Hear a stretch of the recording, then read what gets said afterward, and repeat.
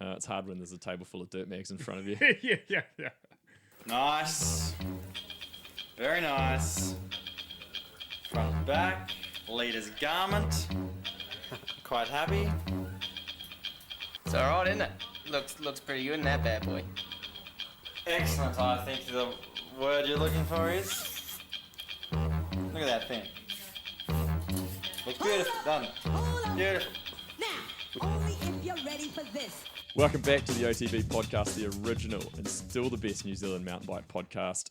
Now, this was a pretty unscheduled podcast, but the man I'm here with today unfortunately got trapped in Nelson for a few days. So we're lucky to have him in studio. Eddie Masters, welcome along. Oh, it's good to be here in the HQ. Yeah, I mean, is this everything you thought it would be? I wasn't expecting the reformer Pilates setup, but it's cool. Got my Bergamot jersey on the wall, which is pretty sweet. Yeah, there's a few classics up there, but don't give away all my training secrets with my reformer in here. yeah. I mean, it looks like it's been getting a lot of use. Yeah, clearly. Got a couple of bags laying on it and things at the moment. But before we actually get too far into this, got to say a big thank you to Maxxis Tyres, obviously, a sponsor of the podcast.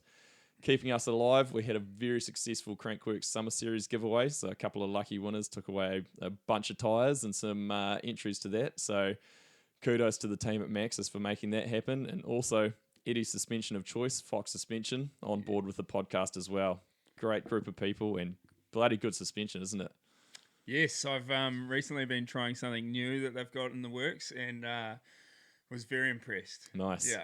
Is this something that's coming out a bit later in the year? I may have seen some hints towards this. I don't actually know. Just, I don't know dates and specifics, but I know that it worked really well. Excellent. And, it's always one of those things. I'm pretty shit with feedback because everything's always mint. Yeah. It's a hard one, when you're like, got to get down into nitty gritty of it. Yeah. And you're like, it was doing this in this corner. And yeah, we have the problem like with Pivot. They're like, okay, we bring out a new bike and then I ride it and I'm like, oh, it's sick. And then you ride it for like 3 years and you think so they're doing another one. And then you're like, how can they make it better? Yeah. And you're like, well, it is better. Yeah.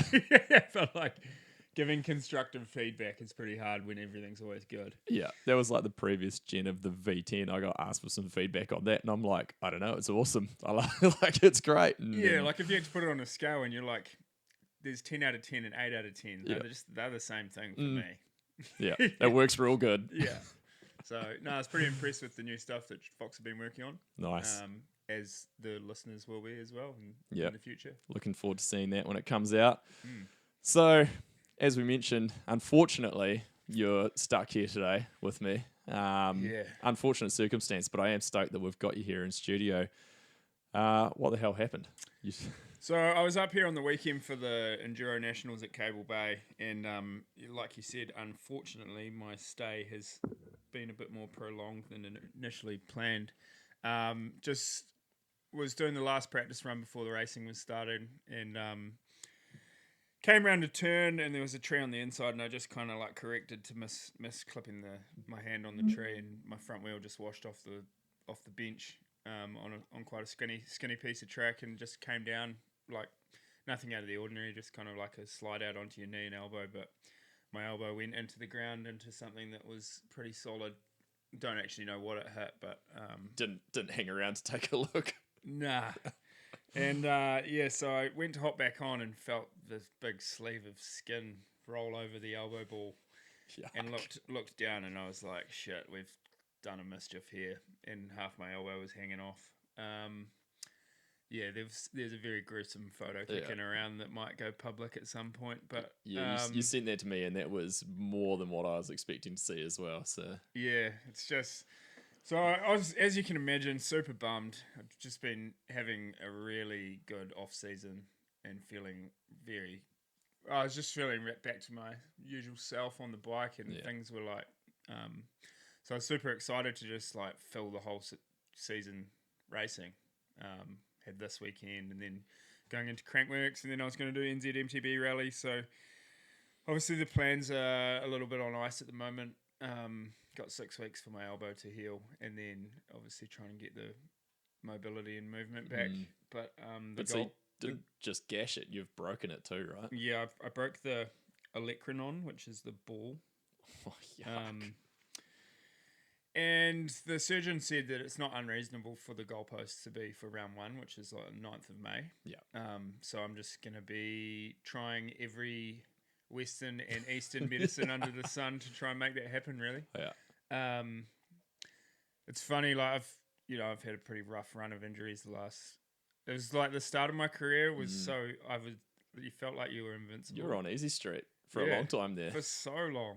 And then the last 3 years have just been injury, come back, do all good, injury, come back, do all good. It's kind of a bit of a broken record. So it beats you down a little bit, but in a weird way, it's super motivating. Yeah.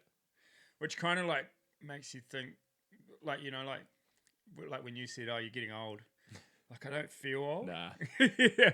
So It's scary how fast it creeps up. Like, I still love going to the races to race. Yeah. Not to ride. Because are you 34? 35. There we go. I was thought it was being that ballpark.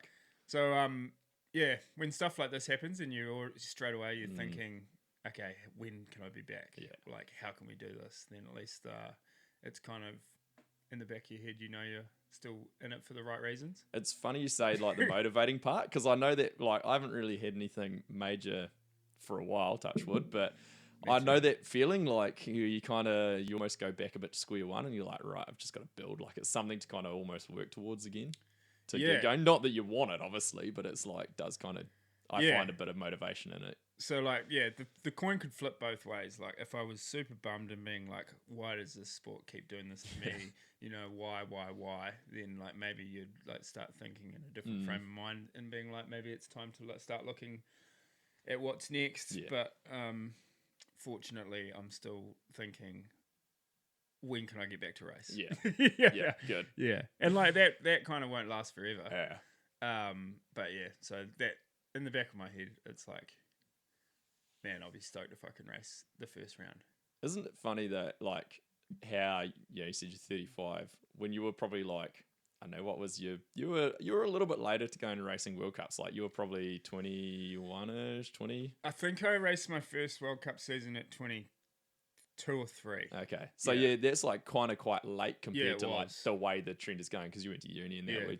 If you haven't listened to our previous Eddie podcast, there's a fucking brilliant backstory one on that one. But it's funny because you think back then, if you looked at someone who was 35 and still racing, you would have been like, fuck, man, like, what are they still doing here? I'd be like, roll over, grandpa. Like, get out of the way. You get to this age and like you say, you don't feel that old and you're like, I can't believe it, eh? Yeah. I remember like, when you've got like family members and stuff and they're like, you're like 30, you go to someone's 30th birthday when you're 16 and you're like, that guy's got one foot in the grave. Yeah. You're like, what does he do for fun nowadays? Like, How are you even still like walking around? Yeah. So, but yeah, 35, still trucking. Yeah. Still thoroughly enjoying riding. No, I was just keen as to, because I had a bit of a fun, like a shit season last year with, I had like a nerve injury, so my whole right side was super weak. So I really wasn't enjoying racing. I didn't want to bring that up because I didn't want it to sound awful, but I'm like, you had a bit of an average season for you. Real average. Yeah, and I was like, I don't know whether he's just getting old, but clearly you had some issues going on at the same time. So I was signed up for hardline and then just riding heaps of downhill. And then a few days before, me, Lockie and Sam Gale were just lapping in the bike park. Not hanging around, doing some pretty just I don't even remember it. Just washed the front over a corner and knocked myself out for like 5 minutes. Oh Jesus! Like asleep. So that was that's normally the thing that Cole Lucas does. Yeah, DH man. Yeah. So that was pretty traumatic for those guys because they didn't know what to do because they were like, "Wake up!" Yeah, like, I'm snoring on track. That's a lot. Like being out for 5 minutes is like an eternity. Like, no one actually knows how long it was. It was just a long time. Yeah. No one's getting the stopwatch out. Yeah. But I think they Sam rang Bernard and was like, "What do we do?" Yeah. Yeah. It kind of shines light on Queenstown Bike Park not having any trail ferries to pick people up. But so that was like shit. That was pretty traumatic head injury. But moving on, like nothing really came of it in terms of like concussion wise. Yeah. So No lingering effects. nah, which I was doing everything like by the book. I just no elevated heart rate stuff for a month, no screens. Yeah. Because it was like pretty gnarly. But I just had this weird thing where my like right arm, like I couldn't shut the car boot. All right. I couldn't push anything. That's Like, that'd cause some problems. And my physio was saying that like your brain goes into like fight or flight, kind of, and it basically goes into your brain has put your body into limp mode. So like some things won't be working because what your brain is trying to do is say, hey, okay, you've had this happen. Yeah. Let's not let that happen again till I'm ready. Yeah. So I was like trying to stop you from riding a bike by or fucking up your right hand side. Yeah. So I was like, sweet. And I had the big impact on my chest and stuff. So my like sternum and everything was bruised, and so it kind of made sense. But then after like 3 weeks, my arm was still like not coming right, and then started trying to train back in the gym, and then was just we quickly established that I'd like damaged my, it's called your long thoracic nerve. It goes into your shoulder, and then one of the muscles was like not working, and then we were just like, so I basically did the whole season last year with one arm that was 50% as strong as the left. Yeah, that's not going to do you any favors. Yeah. To summarize, couldn't even like if I had to dumbbell press, I couldn't dumbbell press a 6 kilo weight. Oh wow. Yeah. Yeah. And I normally do 22 or something. Yeah. Yeah. Not to Had to do flex push- or anything yeah, with your 22s, but Had to do push-ups off my knees. Oh jeez. Yeah. So at the end of this, I'd seen some specialists and stuff. This is all very sob story, but don't feel sorry for me. It's just part of it. Yeah. We know the risks, right? Yeah, exactly. You pay to play. Yeah. Was seeing specialists and stuff in the UK, and then it's quite funny. They like hook you up to this machine. It's like a voltmeter. Yeah. And you go see a nerve sparky, and they give you heaps of electric shocks and find out where the blockage is. Ah, right. And then they were like, if it gets to 6 months and there hasn't been any spontaneous recovery, because that's how they say most nerve injuries. It's like it just turns back on. Just turns back on. It's just a switch. Then they will consider doing a surgery. So Shit. The week before after Enduro Worlds, I went and had that surgery. And, right. instantly, it was turned back on. Oh shit. Yeah, which was crazy. So they just knew where to go and what to do. Yeah, it was they knew the spot. It was a very expensive gamble. Yeah. Yeah, because there's no like promises that it will work. Yeah, right. But basically, they just like do a small incision where they think the blockage is, expose the nerve, and then shock it, and jumpstart it. And then the muscle at the other end, if it reacts, it means that pathway works. Yeah. And you're tricking it, and then you close it up without any like pressure on it. Oh, okay. And Crazy. and it worked. So Modern medicine. Yeah.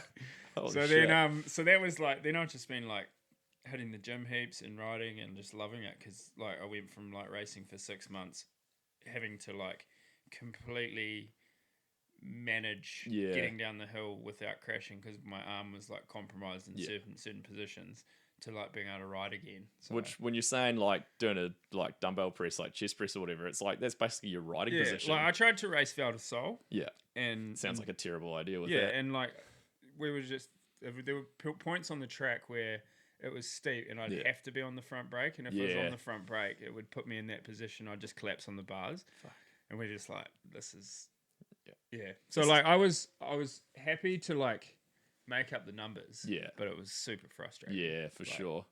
Especially like the seasons you'd had, like 22, 20, like you'd like, had some like you go to I'd turn up to races and you're like, okay, like anything out of 10th is like not that good a weekend. Yeah. I'm like, you're at that level where you're like, this is where I'm at. Like, I want to try and like win stages and be in the top 5.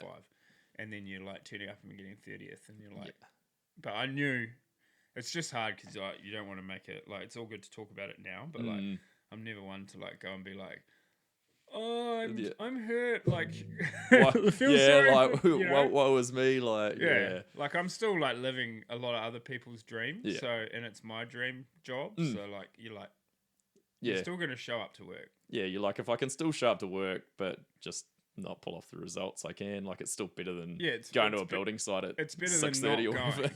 It's better than not going because you can't handle the embarrassment of coming Yeah. 30th. Yeah. Which 30th is still good.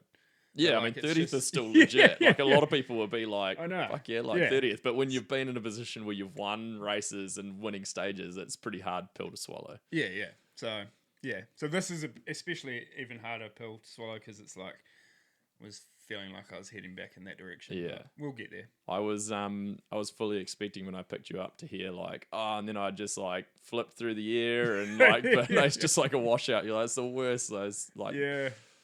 those That's basic crashes. coming back to like when you're like in the early days and you just like I felt like you're invincible. You could have these Yeah. hugies. Just full cartwheels and you hop up and you're like, wow. Or like think about Brooke. Like Brooke Oh my god. Brooke would like it was almost like having a huge crash in practice was part of the recipe to being on the podium. That was his path. That was his Yeah. pathway to the race run. Like he had to have a huge crash Yeah. somewhere in there.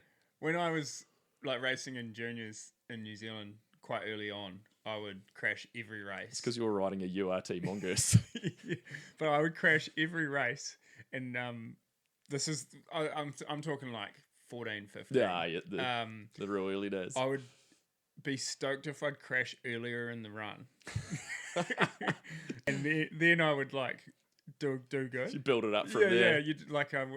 It was always like The race run crash was inevitable. Yeah, it had to happen. So the earlier it happened, then the better the more I could ride good. Were you just going into the first turn, like just trying to wash the front end just so you get it out of the way? Must have been, eh? But like it was fully part of my process that Oh, you just man. like have a crash and then crack onto it. Then the race starts. Yeah. Yeah, funny as. Oh man. I mean, there was a lot more injury talk than I was expecting that we'd get into, but We got it out of the way. yeah, got it out of the way. What else you got for us? Well, I mean, you said you're still planning to get into the hopefully the full season, right? So Yeah, my plan for the year was I'm doing all the EDRs. yeah, Yeah, that's the bread and butter, and then I wanted to do Andorra, Lake Placid, Mont Saint Anne, and maybe Lenzerheide. I quite Yeah. like Lenzerheide. that would be a good group of downhill races to do. Yeah, and they're all kind of like clumped at the end. So Yeah, my focus in this off season's just been riding loads of little bike. But Yeah. then when I got overseas, I was planning on just getting on the laps on the downhill bike. So hopefully, just still rip into that plan. yeah, Yeah, because like we've just been awarded a wild card as a team, so I did see that, does mean so I yeah. can race. yeah. So definitely going to make the most out of that because it's like it's not something you can take for granted anymore. No, for sure. Yeah, like if there's a lot of riders, people on this wall as well. Like they can't race World Cups.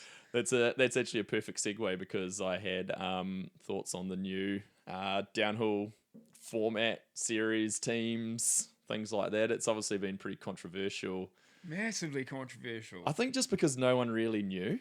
I think There's just no transparency No. at all. Yeah. Which is like, and I'm not here to rag on them. I'll just like lay out what I think. Yeah. There we go. No, we're just here. We know Eddie's Yeah. thoughts. I just reckon that how the riders, the points staying with the riders this year.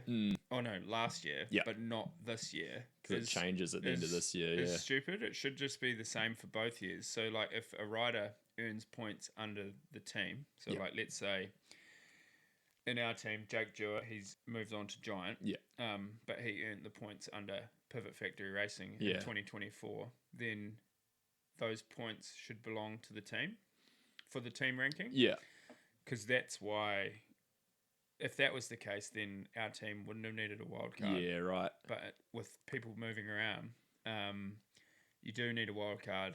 So then, but it's like, well, they didn't earn those points riding the Giant. Yeah. Yeah. So on but the then for 25, the points stay with the team. yeah. So like- playing devil's advocate, I see it the other way around. Whereas I think the riders should get to keep the points because then it puts more value in you guys. Yeah. So if fully, you're moving it fully on, does. yeah, if you're moving on and you've got, I don't know, let's say 500 points in the bank, just to throw a number at it, like those points are eventually going to be worth a dollar value because the teams are going to be like, well, if we can get such and such with 500 points for 100 grand, or we can get, you know, whoever, and they've got only 200 points, well, you know, they're going to be worth 30 grand or whatever, you know. And so it's like the more points you can earn, the more value you bring to a team for the next season as a rider. And I agree.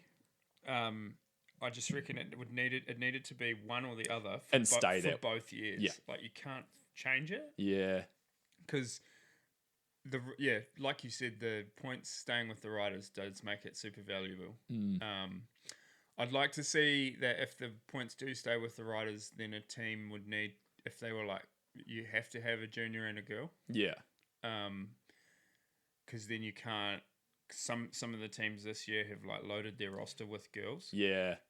Which is cool, but you know that the driving force behind that was the points. is like the economics behind it, or like the stats. Because they're like, well, we can pay them less because, I mean, let's be fair, yeah. like as much as we want the equality in the sport, it's like I guarantee the women are still getting paid a lot less. Yeah, it's definitely not there yet. Yeah. And it's like it's moving in the right direction, but having rules like that aren't forcing it to like move. No. They're like people are like playing the system. Yeah. Same with juniors, and then I just reckon I don't get the whole. So like at a World Cup now, if you've never been to a World Cup, there's 60 people qualify, 30 are on TV. Yeah. If you're not at the event, the race starts at the 30th rider for you, what you're watching on TV. So it doesn't matter if there's 30 guys racing on site as well. Yeah. Like, you know, like I don't get what their fixation with like cutting out the other people are. Because it's still, it's like, it just makes it's making it harder and harder for the entry to the sport. You know, like I get that they're trying to make it a top tier, you know, they're trying to make it Formula One-esque, you know, it's the top tier, which. But the show is what you see on TV. Yeah, exactly. So like, if it was 20, I don't mind if it's 20 on TV, but 60 people can have the chance to race for that. It's not like we have 60 people racing on the same track. It's not like an issue of, you know, 60 people fitting onto one track at the same time. That's like, not how it works. I wouldn't even mind if they went down to 20 and it meant more runs. But the people who are on TV, they've earned their spot because they've qualified into there. I like how they're getting rid of protection. I'm into that. I think it just adds such a whole new element to it. And like no one's really used the protection, like. You know, no one's played tricks with it for a while. There's no been Martin Whiteley with an umbrella and stuff like that. And there was only there's maybe like 2 or 3 people that I can think of last year, maybe even only like 2 that actually needed to use it, where they genuinely had like issues. You know, there's been like no Maddie Leocoinens because it just doesn't really work like that anymore. And like going to a 10-round series, it's pretty hard to be consistent for 10 rounds. That's a lot, to stay consistent over. The people will still be in the top 5 and they'll have throwaway races. Yeah. But I think I do like the new format of how they've kind of got like an LCQ. Yeah. So it's like if you don't qualify through the first round, at least you've still got that second chance. Whereas I didn't really like the way they did the qualifying semi-finals. Like it just threw people out really quickly. Yeah. Honestly, I feel like it was a bit of a pride thing that they just couldn't quite let go that it didn't work. They just, like, we're just going to stick with this because, Yeah, you know, like they weren't ready to die on the sword. Yeah. Yeah. Because the semi-final just didn't work. No one liked it. It wasn't exciting. The people at the event were like, what is this? What is this run for? Yeah. Whereas like there being an LCQ is mint because it's last chance qualifier. Yeah. I get it. This is everyone racing again. Yeah. And it's cool because it means that all the riders get to do 2 runs. Yeah. Yeah. So those guys who maybe aren't getting into that top 30 are still getting to like getting bike time on the tracks. You're getting that time on, like that race time against the clock. Yeah, and you might, you might be 11th in the LCQ, so you missed the spot, but you made a big mistake, and you're like, next weekend I can get in there because I washed out and I was 11th. Yeah. So you got that. You have that metric. Yeah. To base it on. It's going to be interesting to watch. I think it will be good the way they've got that format set up. Much better than I don't actually. You might actually know, but how does it work with the juniors coming into elite? Where do they fit in? I have no idea. I never even thought of that actually. Because so next year the Max All runs and the they're gonna have they'll probably have lots of UCI points, but where do they fit in their first year of being able to enter if they weren't on a team? Yeah, Because they're the let's say Asa didn't have a ride, but was doing Asa things. He's gonna have a ton of points behind him. But but I don't know if do the junior points work as elite points. I get the feeling they're kind of counted in the global ranking. I think that's what I read in terms of if their points basically just get lumped in terms of the global ranking. So, but would that mean he would have to be ranked 50th or above? Yeah, I think so. Yeah, so it's because this is just something that I don't know how easy it is for the juniors to go into elite. Probably really tough without a team. Like the guys who aren't the Max Allruns and the Ace of Emets, probably going to be pretty tricky if they don't have a actual World Cup team spot lined up. Yeah, which I don't agree with that. Nah, there needs to be maybe a bit of a smoother pathway for them. Someone like Tyler last year injured all the start of the year and then back-to-back podiums at his first 2 World Cups. But if that was his second year in junior and he wasn't signed on to a factory team, he probably might not be able to race first year elite. But he's a mega talent. Yeah. So you don't want to lose. Yeah. He'd be struggling his way in need via the Kiwi bros in there. Yeah. Through getting a New Zealand jersey or whatever, through. Yeah, or he'd have to go continental. I mean, the pathway is there. You can go continental. Yeah. Speaking of Continental Series, I don't know whether you saw last weekend they had the one in Canberra. Looked like an absolute shit show. Apparently the XC ran totally smooth, and the short track were mint, and then the downhill race they got set at the top of the hill for hours, and it ended up getting cancelled. Yeah. So I saw Luke Meyer-Smith put a thing up, and he's not normally one to throw shade on things publicly. Yeah. But he was like, "This is a shit show. Oz cycling, blah blah blah." And a lot of Kiwis had travelled. Yeah, there was probably 5 or so, and they must have spent $1,000, $1,500 probably by the time probably more than that. Yeah, actually true. You'd probably spend that much on to flights. Canberra, yeah.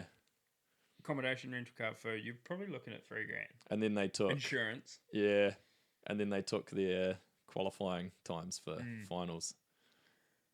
But so the Continental Series is off to a start. Yeah, the Continental Series, it's a bit of a band-aid.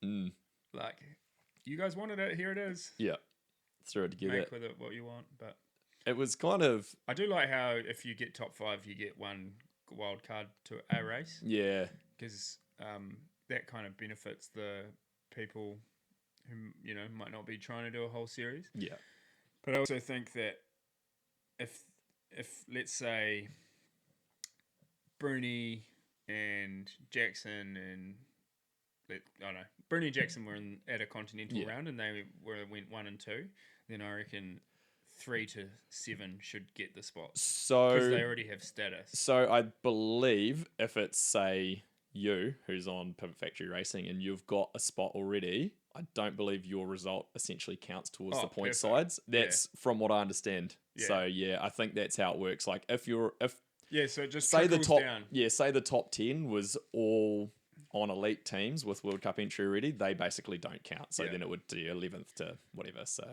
that's good. Yeah. So I think they did think that through because obviously you'd go to some races in Europe and they would be heavily skewed towards already set up World Cup races.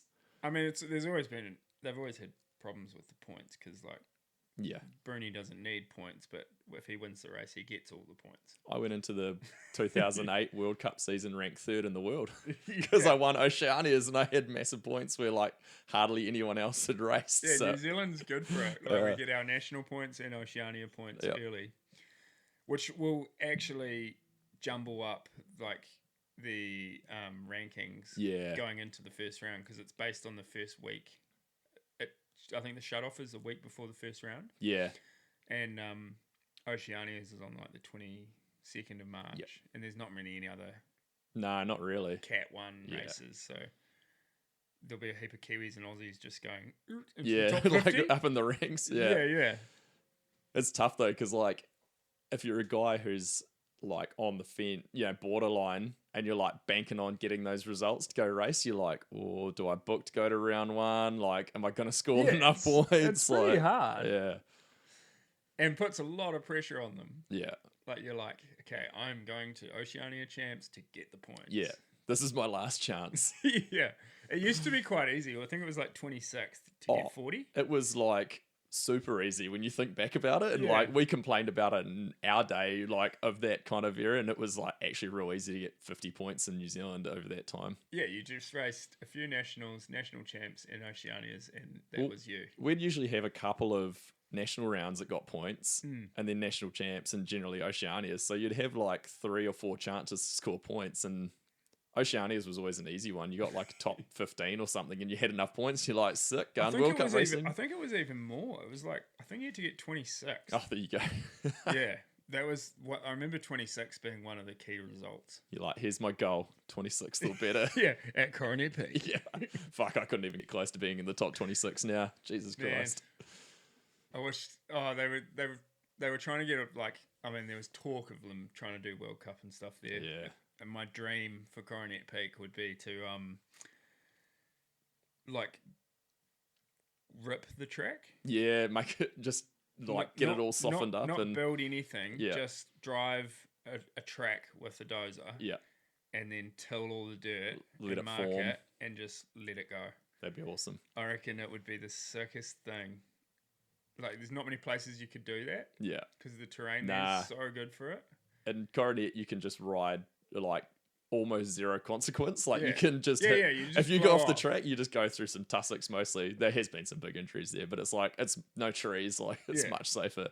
But man, I reckon it would be such a sick thing to like have a completely groomed track for Yeah. track walk. That would be That awesome. nothing's been built. Yeah. Just And start then- cutting in like a Yeah, motocross track. Yeah, and you just will watch the ruts form. I had this idea for Coronet Peak. I don't know whether I talked about it on the podcast or whether it was just something that I talked to Chris about, but I said like basically you have a day of practice and then you do like a qualifying run and you take say like, I don't know, let's say you take 20 people out of qualifying or something. You go to the next day and it's like a 4-hour block and you can just do timed runs like non-stop. It's just race runs all day long. Yeah. So it's like when you watch Supercross or something and it's like qualifying and everyone's trying to like pip it. You imagine that. You got like a live leaderboard at the bottom of the hill and you're just seeing people like someone comes down, they get someone by like 0.2 of a second or whatever. So then, yeah, let's say it's a full-on race. You got Bruni's like, fuck, better get back up there. So he's got to go do another run to try and top that time again. It'd be so interesting to see how the big dogs handle it. Yeah.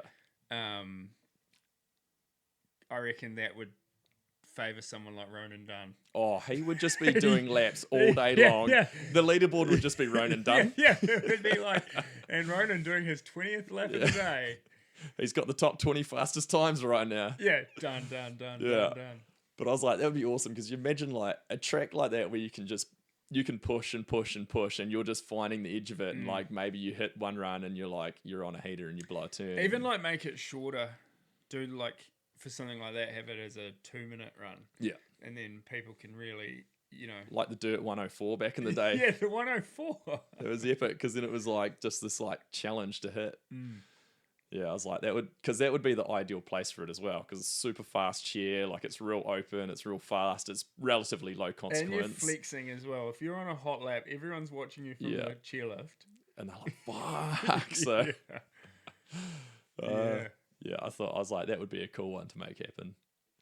I think me and Chris were talking about it as having it like, yeah, like you've got these kind of money races like Hardline and stuff like that, and you're like, that would be the one. You know, you could like put big cash up so people would actually show up, have it around now. So you've still got people out from overseas hanging out in Queenstown, and like the hot laps would be You on. just need to put it would be so easy to do. You just need to put the money up. It's just finding the money, Yeah, right? It's if you put up 50 grand mm, prize pool or something, and the winner takes home 25. yeah.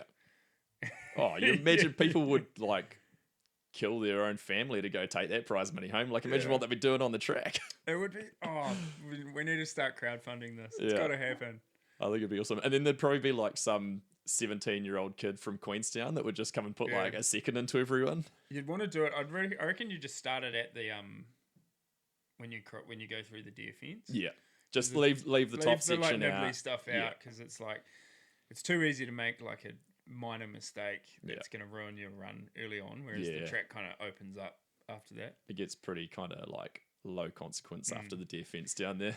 It'd be sick too, like they can practice and then the window is like in the evening and everyone just comes up and it's just like a party. yeah, because Coronet's good for it, man. Yeah, it'd probably be like ideal if you had it up there in the evening, just get pumping. People are just going. You could make it like an eliminator as well. Like if you only had like a couple of hours or whatever, it'd be like 30 minutes, and then the bottom 5 are dropped, and then it's like the next 30 and the bottom 5. So like the last hour, it's like down into the top 10. So it's just like an eliminator as well. So it just gets faster and faster people up there. Anyone listening, let's make this happen. Yeah, we can make it happen. If anyone wants to put up 50 grand, we just need me and Eddie will organise it. It's only 50. I got some Ed Bull Media House t-shirts coming out soon, so maybe we could pitch it to Monster, and it could be like the Monster harder line. Yeah, I kind of that'd be sick. And then I've always thought that straight rhythm on a mountain bike would be mean. Have a steep start gate so that you can't pedal. Yeah. So it's like almost sketchy that you're like sitting on your bike in it. Yeah. And then just have a pro gate, and then it just goes into like stall wall doubles, and then track just on a nice gradient, make it like 30-40 seconds long, and just no pedaling, but the jumps just get bigger. Yeah, it's like it'd be interesting to see that as well if you could put in some like obviously like rhythms are a harder thing to make happen on a mountain bike compared to like a dirt bike, because it's like they can seat bounce and that sort of thing, so they can pull some big stuff off. But you imagine like some of the stuff that would get pulled out if you got a real dialed track built. That'd be pretty cool. I mean, there's enough guys building some crazy stuff in New Zealand these days. They'd be able to make something happen. We'd have straight rhythm and this event all at Coronet Peak. It's a festival. If anyone steals this, me and Eddie have taken a copyright on this. So, yeah. They did one of those. Wynn organised one, like a time session. I think it was when. It was like as during COVID 2020, they had it at Schladming. I remember that. It was like not a race. Yeah, and it was actually real good. They had it the week before Leo game, and you kind of just went there, and you just like run laps. Yeah, and everyone can see. Distantly. Yeah. Didn't they do one at Coronet like that? They did did one. Yeah. Yeah. But yeah, they just haven't quite. You need to get like. Yeah, it's timing's everything. Yeah, and that's the thing. I think if you made it like a real high level race, so you only had like 20, maybe maximum 30 people on track, you could still run everyone at like a 30-second interval, so it stopped you from catching people. The Coronet one they did was more for like people to have a go at racing, but it's not a race. So like try and improve your time and stuff. But it would be sick to do it with like 20 or 30 of like a World Cup like top 20 or top 30, like it'd be epic. Especially when you look at the like level of talent that's been in Queenstown over this summer, it's like it's back. Everyone's coming back. It's awesome. Everyone. That's why I was picking Ronan, because I was be out there and Ronan's like, I've done 13 laps. I've seen some clips of him, and he's clearly wide open there. Yeah. He goes hard. It's a shame about his crash at Hardline. Yeah. I think I don't know how serious it is, but the fact that he's been quite quiet about it never really gives you much confidence. Yeah, I'd said it on like the last episode we did that I'd heard through the grapevine he'd done something to his pelvis, which is a massive bummer, because man, he's like the his rise over the last few years has been so awesome. Like, yeah. just not out of nowhere, but I think it was almost a little bit unexpected, and Yeah, now it it's definitely like took the breakout ride at it was Snowshoe. Snowshoe, yeah. But I just like his approach, Yeah. which is heaps of laps, heaps of gym, and like there's no cruising. Nah, he He's kind not- of He's like just he reminds me of Chase Sexton, like just this rig who just like punches heaps of laps and like yeah. But every lap is full lap. yeah. Like I'm not doing full laps. I'm out there like chatting to the lads at halfway. Need to stop for a smoko. Yeah, yeah. We were like riding up Coronet and Teo's like, oh, Ronan's giving Teo shit about being on fat camp because Teo doesn't want to do full laps. And he's like, Ronan, I'm not doing 15 race pace laps with you. Yeah. Yeah, and it's not even just a full lap; it's a full It's like lap. yeah, That's I bet you faster than this- most I people. bet you the spread in time would be like 2 seconds. Yeah. From run 1 to run 15. He's doing race runs all day. Yeah, but I get like, I kind of see how it works. I mean, if you can pull it off, I think it's good in terms of like If just that- getting comfort at that speed. If your average becomes that, Mm, then your above average is yeah, fucking pretty quick. yeah. If that's what you just become comfortable riding at, then Yeah, then Yeah. when you Sky's the do go limit. into that like red zone for the next 5%, Yeah. you're gonna be faster. yeah, that's a bit of a tough blow to that Mondraker team this I year. know. Like if he's, I mean, yeah, it was full through the rumor mill, so I don't know how badly he's hurt, but like you say, he's been I very, haven't spoken to him or anything. very quiet. And then Dakota as well. You're like, damn, that's a rough start for that team. Yeah, I think didn't he hit false neutral or something on a Yeah, motorbike? I think so. Oh, I Deadly. can't think of anything worse. Nah. Eh? And I imagine he's probably not mucking around. Like I've seen a couple of clips of him riding, and it looks Nah, like he's it pretty is- handy. So His track he's got at his house looks pretty sick. yeah. So yeah, that's a tough one. What are your predictions for the downhill series? I actually meant to talk to you about this earlier when we were talking about the formats and that, but like we talked about 10 rounds. It's gonna be a lot of like we talked about consistency. It's like I still have Bruni in mind because he just is always there. You know, like The Sultan of Brunei, man. yeah, He just knows how to do it. any track. Yeah. Like and his worst day is like a fifth. and he doesn't get rattled. Nah. He like just goes about his business. Obviously he is super competitive, but like he wins World Cups. Yeah. Like overalls. Yeah, he He's- knows how to do it. Yeah, I But mean, then, it was like like- he won multiple overalls before he won a world champs, and like Yeah. now he's got multiple world champs in the pocket as well. Yeah, he's just so clinical.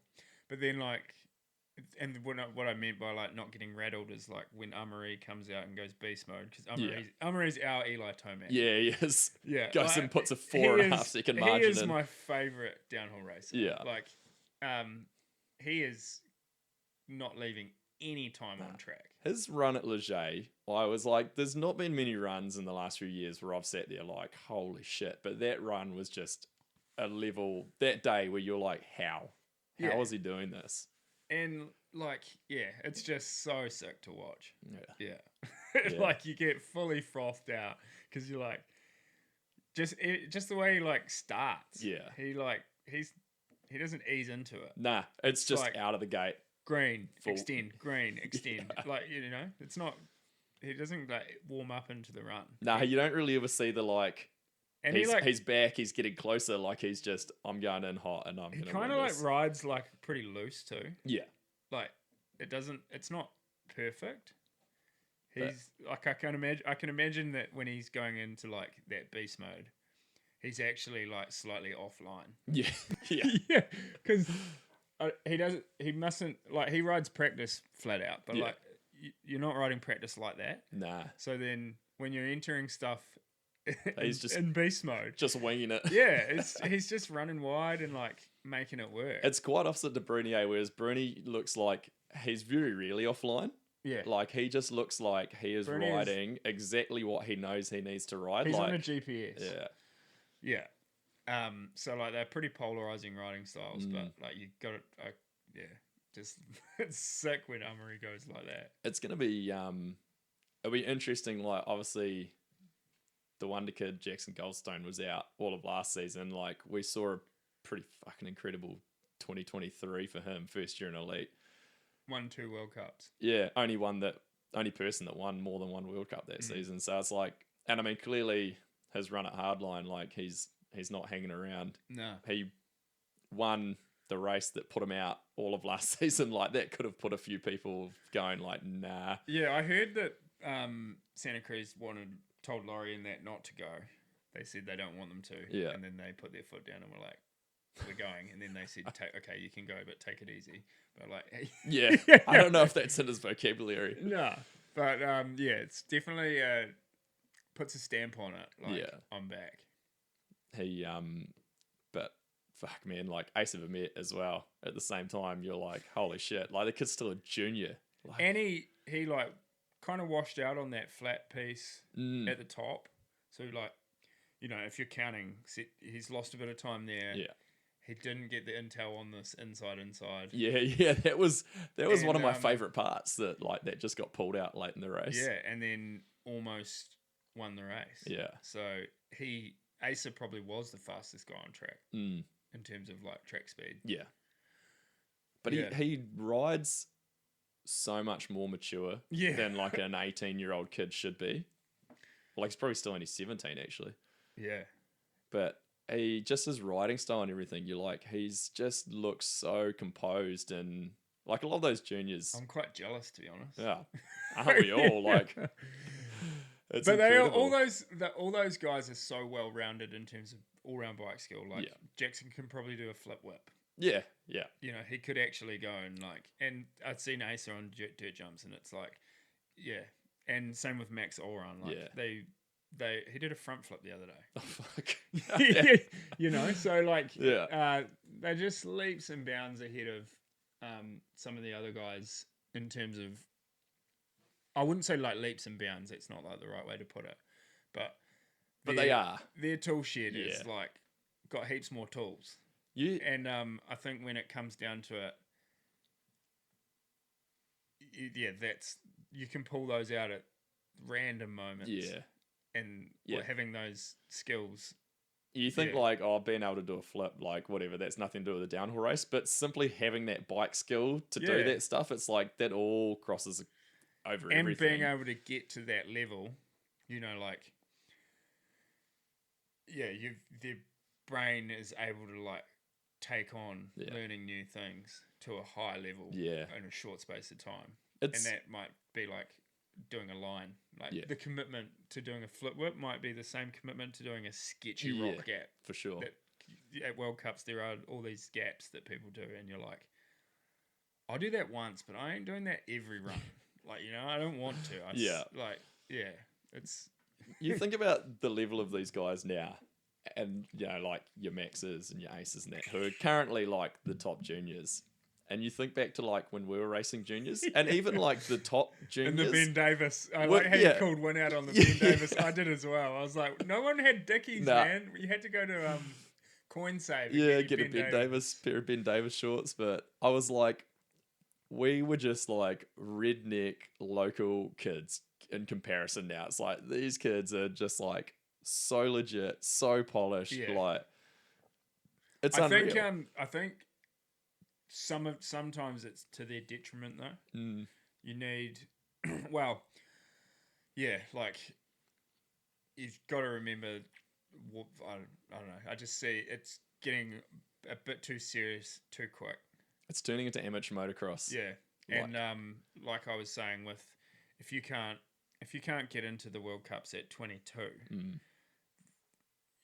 there are lots of guys out there who probably would be ready at 22, but not ready at 18. Yeah. So like but then they see the Maxes, the Aces, and that's the benchmark. So if they're not there, they give up and move on. But because I mean, there's like I was talking about with you, like even then you were kind of an anomaly, like that you came in at like 22. You know, like that was kind of old for someone to be coming in and racing like a World Cup season, because most people are like, have a crack at juniors, got to do juniors, build from there.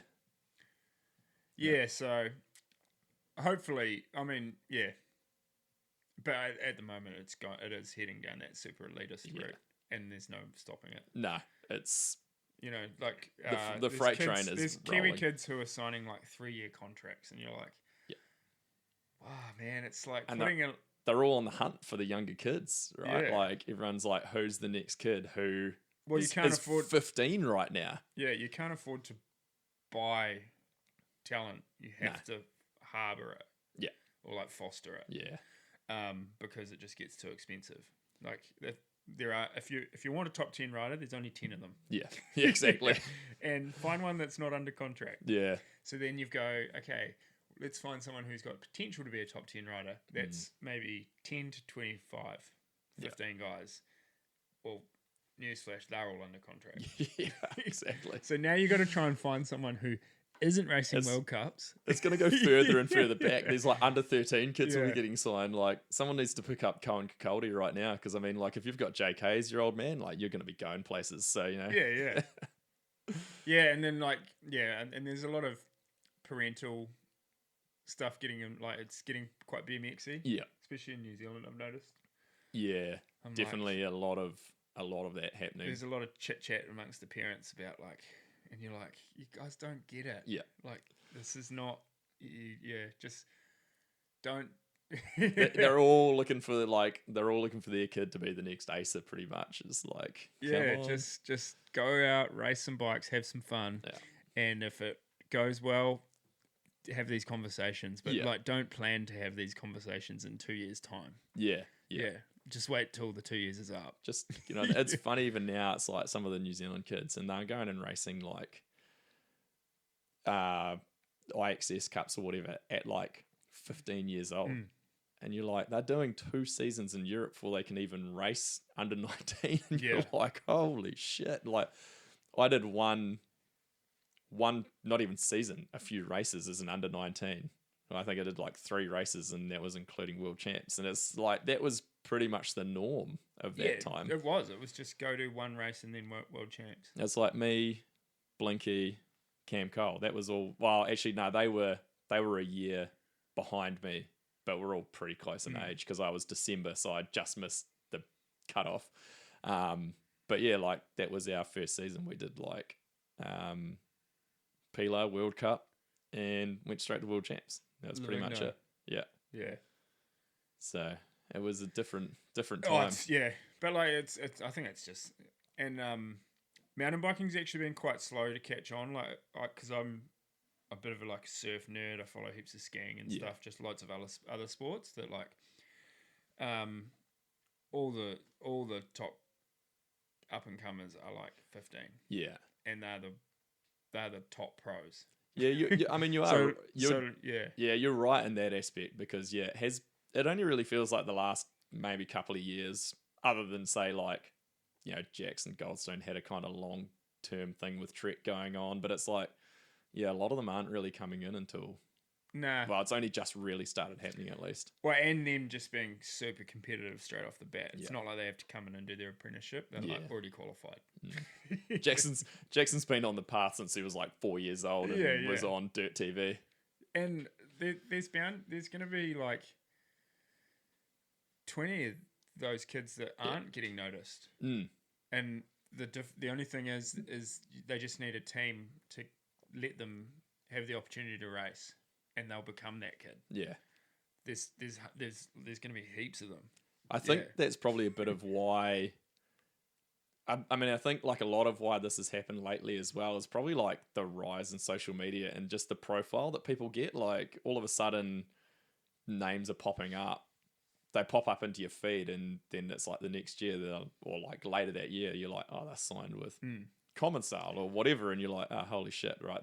Yeah, and I think there is a misconception that there's more money in bike racing than there is. Yeah. There is at a certain point of people, but it fades away very quick. Yeah, that's the drop off on the curve of salaries and like what take home pay might be is massive, you know. Yeah. And all power to like Bruni and stuff. Like he deserves to be making millions. Yeah. He is such a good ambassador.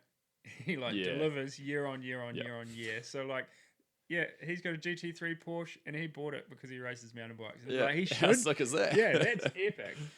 but you might go down to like 10th. Like, I mean, Kalange is like winning World Cups and stuff, but I don't think he's driving a GT3 Porsche. He's probably still making good money, but I could see him driving like it was like Fiat Panda or something like that. Like, no, I reckon he'd have one of those like mid-80s Volvos. Yeah, he or would be Camry. He'd have as the accountant in him. He'd be How running just good like a nice budget run of the mill How car. good was his team release photo? He is a legend. Oh my god, yeah, he's one of my favorites. He's so good. Like, I did a little interview with him when he was out here last year at Coronet Peak, and it was just like, I mean, obviously the language barrier made it quite hard, but I'm like, this is just full on brand for him. Like, it was so good. I just love. It was like he was. The photo was like he was the founder of Scott, and he'd just sold the company. We wondered if he might be coming on. There's been all the Scott CEO troubles. We wondered if he might be coming on to take the reins and like he's going to steer the ship back. That's where like these marketing departments miss the boat. Yeah, like, you've got to like throw some jokes around. You just got to lean into it. They'll get too serious. Yeah, but yeah, that's what I said. Like I think a lot of parents think that there's like this pathway to lots of money. Yeah, but like if you're thinking like that, then you're thinking wrong. Yeah. Well, not like, and yeah, there is, but like, it's just that shouldn't be the motivating factor. I was talking to a team manager. You're still going to need to get a job. Yeah, exactly. yeah. There's not many people that are actually going to retire out of mountain biking. Yeah, so when your career finishes, you're going to need to get a job. So like, if anyone's listening, just keep that in mind. Yeah, you only call it retiring if you don't have to work again. There's basically no one retiring from mountain biking. Yeah, you're retiring from racing, but you're still going to have to like feed yourself. I was talking to a team manager, and they were kind of mentioning how it seemed like there was a bit of an unofficial kind of collective of teams in the background. It's not like an official thing, but they were sort of mentioning how they're trying to level out this craziness of the juniors and actually put like a cap on the salaries. But I don't know, like it was almost more of like a gentleman's agreement than anything by the sounds of it. But it was sort of like, hey, we're only going to pay under 19 riders 50 grand. Let's just put a number on it. And it was sort of like a gentleman's agreement. Try and stop everyone just from like throwing cash at them. But it'll be interesting if that's actually going on. Like, I'm sure that has been a conversation that's happened because everyone's so snaky. Yeah. Like, did you imagine the shit that's going on in the background? Like, I know. Don't sign with them. Like, have you heard about blah, blah, blah? And just the... You can just hear the sound of a truck reversing. Yeah, dumping money. Like some guy's getting run over it, and then the money's falling out. But yeah, that conversation would definitely have happened. But I can't see any of these team managers actually like fulfilling their word. Yeah, because when push comes to shove, everyone wants the hot commodity. That's it. They're all going to chase it because they're all looking for the next Bruni, the next Amory, the next Loris, and they're just thinking like forward. Because 2025 is actually the most important season for the next 4 years. Yeah. Because they are issuing 10 3-year licenses to the top 10 teams. Yeah, I heard about this. So if you can get one of those 3-year licenses, then you essentially can operate as... So how this is going to like get super complicated is just pulling a name out of a hat. Let's say Commensal doesn't have a good year. Yeah. And all their riders get injured, and then they aren't in the top 10 team. But Joe Breeden, who's running a satellite factory team, Intense, he's, let's say, Millie, him, Lou, they all score good points, and he scrapes in at 9th. Yeah. Well, he gets issued a license. Now you've got a big brand like Commensal who don't have have a team anymore, but Joe Breeden's got the license. Right, yeah. So they're going to come in and go, Joe, we want to buy into your team and call it Commensal Muck-Off. Yeah, so essentially they could just buy them out of the license almost to a certain extent. So if you can get one of those 10 3-year licenses... Yeah, it's worth some money. Then you'll go from being... Those 10 will be the factory teams, and the big factories will pay. Yeah. So that's where like PON and all these companies will come in and be like, all right, who's got a 3-year? We're doing a 3-year deal with them. Yeah. And we just run it as our team. Yeah, you'd lock them in. Yeah. So So this year is like super important. Yeah, that's a really good point, actually. And So is that only going to be 3 years from the 2025? I guess it will be only from the 2025 season because they 26, can't 27, change it. 28. Yeah, crazy. And then if you're 10 to 15, you get a 1 year license. Right. But I don't understand. I guess though, for the next 3 years, there will only be 1 year licenses available for the top 15 teams. So there'll be 5 teams battling, Kind of fighting it out each year. fighting out for the scraps. So the most important thing is being 10 teams is like a lot to hold for, like a 3-year license. There's quite a few teams. Yeah. So, and that makes that license super valuable. Because then, let's say Zero want someone just like, man, I want to put a $2 million budget together. We just go, who's got the license? Yeah. Yeah. Yeah. I'm And sure money there'd be- talks. Yeah, exactly. Yeah. So if you can get one of those licenses, you've got a golden ticket to like running a super successful team. I mean, especially if you use the example of Joe Breeden and say Commensale, and if they came in and were like, we'll keep you on as team whatever, you can keep racing, whatever, we'll pay you X amount of dollars, and then it's like he's got 3 years set up, like cash in the pocket. Yeah, or they just and he's in the driver's seat with making the calls because he owns that license. He's got the license. So like what he's done with how he's put his team together is quite smart. Signing Millie and Lou, who are probably going to get, like Millie's been doing really well. Yeah. So has Lou. Lou's had some really good races. Yeah, so you've got 2 chicks who are podium contenders. Joe had a good year last year. Yeah. He was like consistently on the live feed. So quite solid, yeah. Yeah. And then they've got one of the Griffiths. But like that team could be that together could be a top. Could be one of those ones that you kind of like, holy shit, yeah, they've slotted into 9th. And then like our team, we're like Bernard's a points cow. He's good. Yeah. He always, he's solid for it. Yeah. He's like never. His shit weekend is 15th. Yeah. It's like, but he's always there. He was like super gutted to not get a podium. Yeah. Yeah, because he's a podium guy. Yeah. Jenna's like really starting to go real good, and like I think she's just kind of turned over a new leaf in terms of like how she's approaching racing. Yeah. And then if we can just get Remy, who's our new guy. Yeah. Then then you're like. Yeah, he's another guy who should be a like solid point scorer. Yeah, so every week.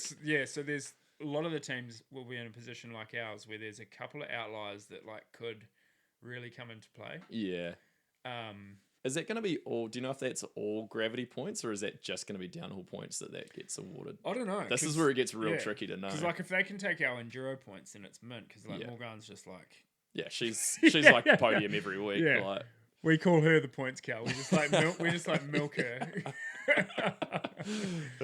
But so yeah, it's like I don't know if you've seen that movie Moneyball. Yeah, it starts quickly becoming Moneyball.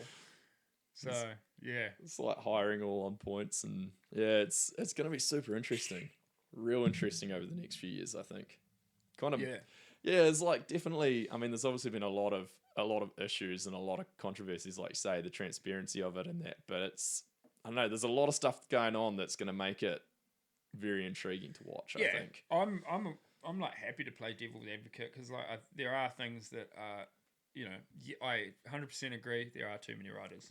Yeah, it's like everything's pushed to capacity in terms of like being able to do runs, being on track. There's people out there who probably shouldn't be out there. Yeah. Blah blah blah. So that's all good. And I think they did really miss the boat with like they should have just kept Rob Warner on to keep the core fans happy. I had this conversation with someone the other day. It's actually because that's like you just got the it's like a fire. The people with pitchforks just came for them. Yeah, and you could have just avoided that completely by just keeping Rob. It was actually I was talking to my wife, who's she's not a mountain biker. She's not even she couldn't care less about it. She's just like, yeah, that's your thing, do it, whatever. But I think it was when I was watching Hardline, and she's like, who's that guy talking at the moment? And I was like, it's Rob Warner. And she's like, yeah, I recognize, like, she recognized him from just being in the background. And And then I started basically down that same road of like, he's the voice of downhill, you Yeah, know, yeah. like he's just a completely different It just brought beast. so much unnecessarily hate Yeah. straight off the bat. So And now, put Rick straight in the firing line. yeah, like I feel sorry for Rick. He had big shoes to fill. Big shoes to fill, and he does a good job. Like he's all good, but yeah, like if they just had not done that, that would have made the transition a lot smoother. Mm-hmm. I don't know if they realised that at the time. Yeah, but how you much? just go on like ping bike, and you're like, whoa, man. Yeah. I mean, that's pretty much like, Surely Chris Ball's got his DMs turned off. oh my God, you'd hope so. Yeah. Yeah. The one thing I think, like you're saying, too many people out there in that.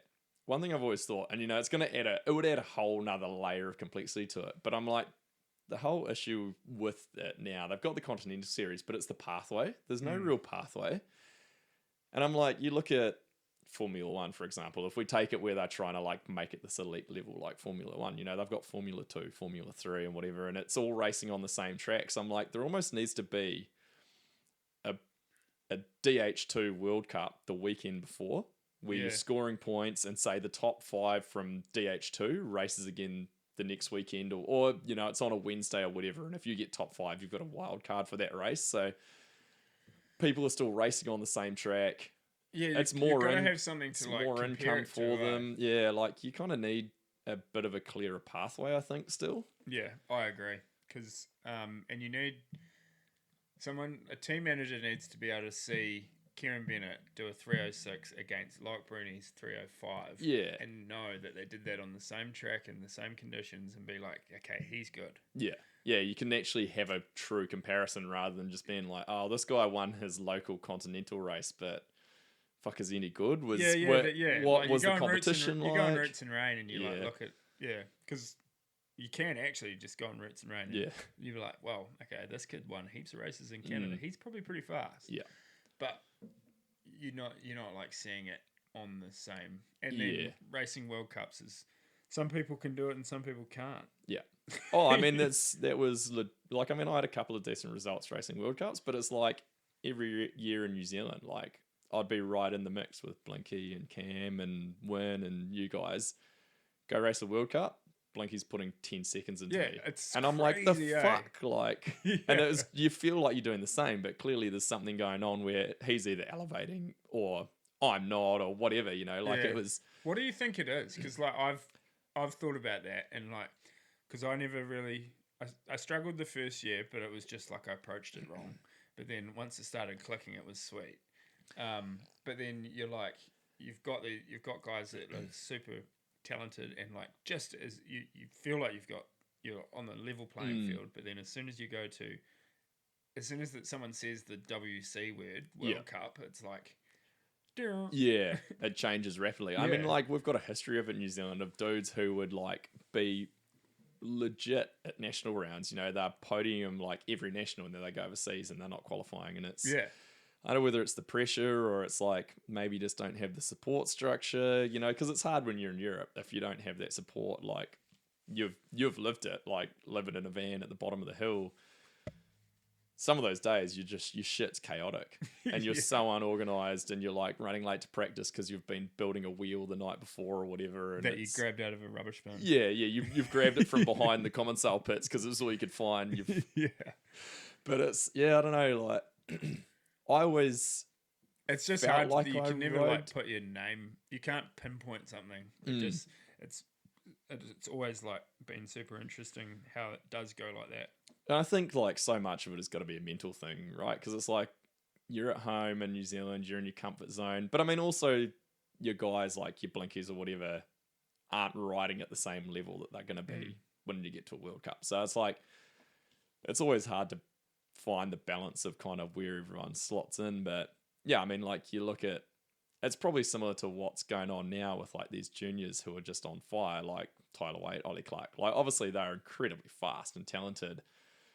You know, like the one national runner did this year in Dunedin, like they just fucking blew everyone out of the water. You know, like it was ridiculous. And then, but yeah, like it'll probably flip when you get back overseas because it's you know, it all changes again.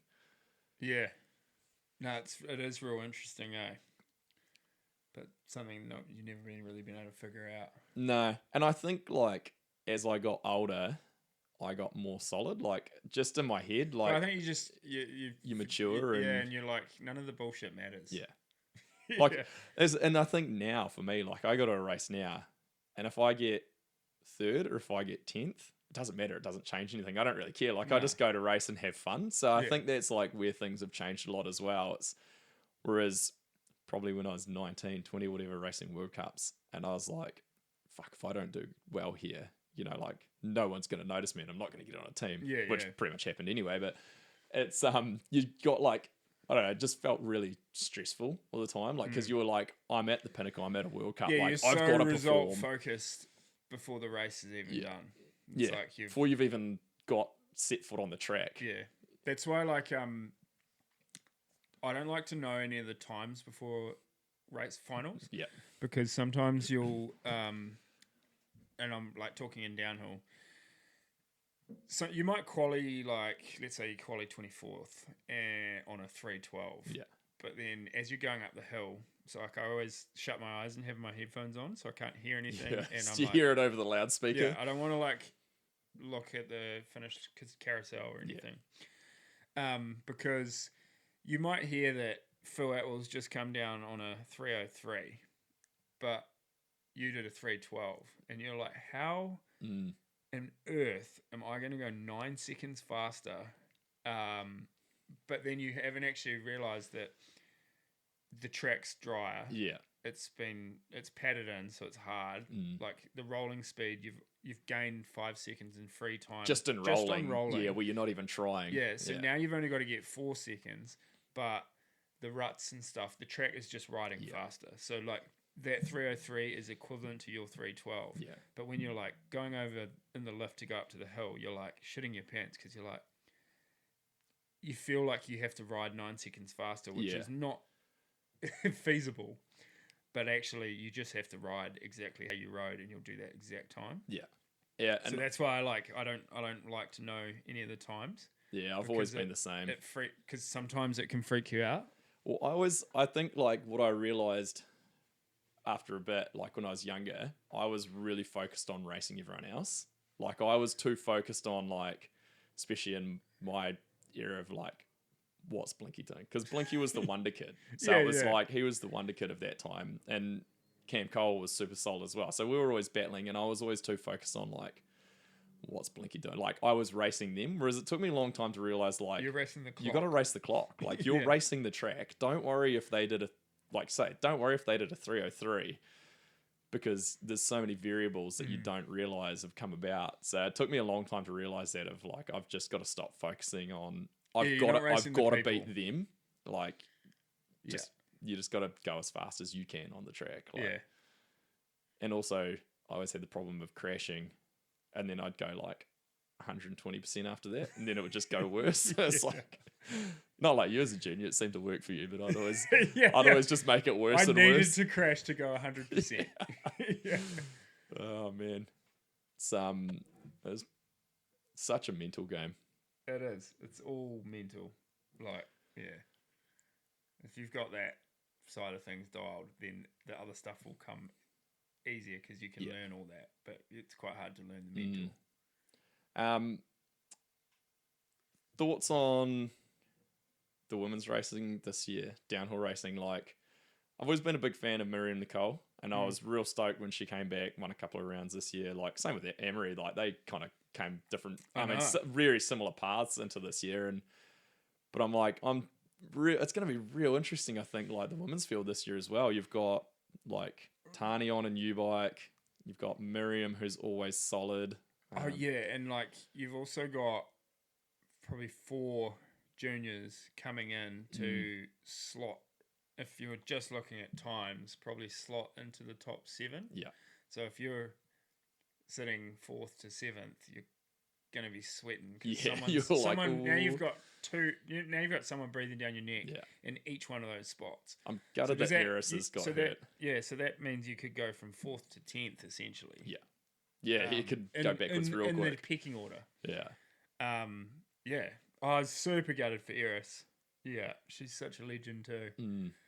And it would have been so good seeing her in her first year in elite. Like she was coming in looking quite good. Yeah, I really hope,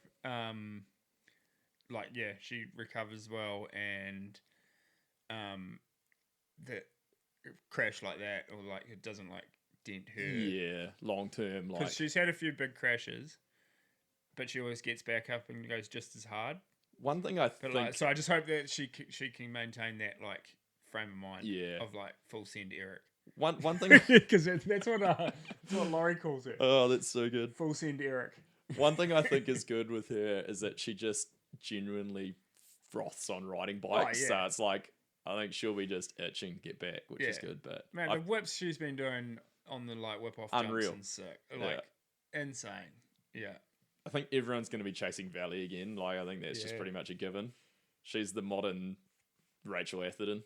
Yeah. 100%. Everyone's waiting for her to make a mistake almost. Like I feel like it's almost like the only person that's beating Valley is Valley. Yeah. Like, and then if someone's beating Valley, Valley's super pissed off. oh yeah. Like, you do not want. You can see that. Yeah, you do not want to. I'd be scared to beat Valley. Yeah. Oh, and like she's like, that's just how it like seems. She's actually like not like that. Yeah. But, man, it'd be scary. Yeah. She looks fired up. Yeah, I was like, oh, sorry. I cut the track up there. Can you just disqualify me? I'm like, sorry, I didn't mean to do that. Oh, man. And then Ali Holsterbush, she could go good too. Hopefully her injury from national champs isn't too much. But Yeah, what did she do? I think she's got a fracture in her neck or her back. Oh, serious. Stable, like not displaced or anything, but enough that she'll be laying low for a little while. Yeah. But Straight on syndicate though. It's a pretty big move. Yeah. I don't want to like toot my own horn here, but about 3 years Go ago, toot it. Get I your hand on messaged the manager of the syndicate and I was like, hey, you got to keep an eye on this chick. And so I'm pretty stoked that not saying that I did any of it because her results clearly got her on there, but I'm stoked to see that she's on there. Yeah, but you just want the credit you Yeah. Turns out Sven had also messaged them as well, but don't give Sven any credit. but no, I'm stoked. Sven would have been good to have as a third person on this. I was disappointed that he's left town already because I didn't even see him when he was here. He's got some good bench racing theories. Yeah, Sven would have been awesome to have as a third person here. We probably would have need to have set aside about 4 hours though, because I don't think we would have ever stopped.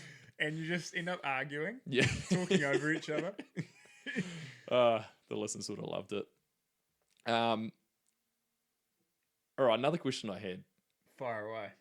What do you reckon the future of enduro racing is actually going to look like? Because it's looking pretty tough at the moment. It's looking very tough. That is a hard question to answer, but especially because it's where your bread and butter is. Yeah. If I was honestly going to answer it, I'd say it's not looking bright. No. For the time being, but there is light at the end of the tunnel because globally, all these enduro races still sell out. Yeah. So people want to race it. It's just, I think you imagine a food pyramid. Yeah. And EDR or World Cup enduro racing is the top suites. Like enduro's got all the bases covered. Yeah. They've just lost their way a bit on the top. It feels to me a bit like it turning into a World Cup is what kind of sent it this way. Yeah, it's like what made it cool, they took all that away. Yeah. And I always say like the enduro racing is mountain bike racing. There's no like, downhill it needs to be 3-4 minutes, 2.5 minutes. Yeah, but in Colombia I won the shortest stage in EWS history. It was 26 seconds long. I'm like, that's sick. Yeah. Yeah. We raced a dual. It was basically a grass rut track. I remember that for one. 26 seconds. Yeah. And that same. That's such a legit stage to win too. Yeah.